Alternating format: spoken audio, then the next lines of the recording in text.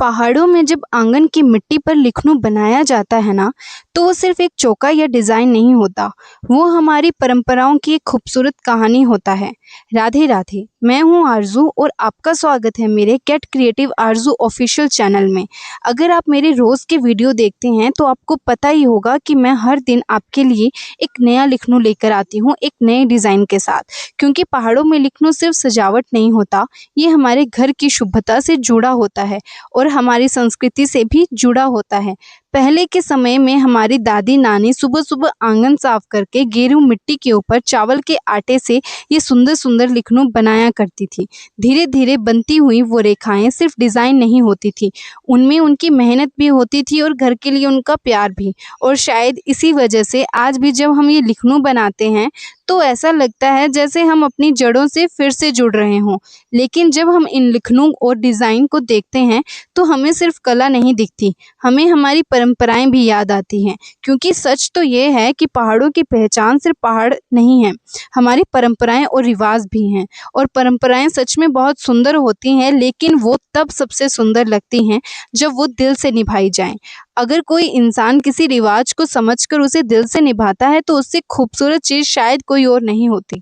लेकिन कभी कभी समय के साथ हम कुछ चीज़ों को इतना ज़रूरी बना देते हैं कि वो किसी के लिए एक बोझ जैसे लगने लगती हैं। खासकर तब जब बात समाज में लड़कियों की आती है। अगर कोई लड़की हर रिवाज को निभाती है तो लोग कहते हैं ये बहुत अच्छी लड़की है। लेकिन अगर कोई किसी एक रिवाज को नहीं निभाती या शायद अभी उसे समझ नहीं पाती तो लोग जल्दी से उसे गलत समझने लगते हैं। लेकिन शायद परंपराएं कभी भी किसी इंसान को जज करने के लिए नहीं बनी थी, वो तो बस हमारी जड़ों से जुड़े रहने का एक प्यारा सा तरीका थी। क्योंकि इंसान की अच्छाई सिर्फ एक बात से तय नहीं होती कि वो कौन सा रिवाज निभाता है और कौन सा नहीं। हर इंसान की अपनी सोच होती है, अपने विश्वास होते हैं और अपनी समझ भी।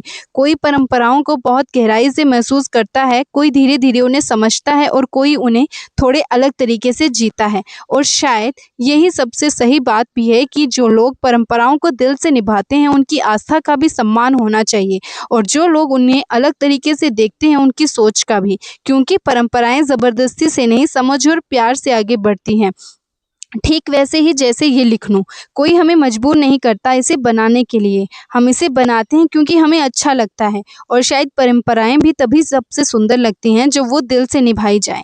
और मैं सच में आप सबकी सोच भी जानना चाहती हूँ, आप इस बारे में क्या सोचते हैं? क्या परंपराएं दिल से निभाई जानी चाहिए या सिर्फ इसलिए निभानी चाहिए क्योंकि वो सालों से चली आ रही हैं?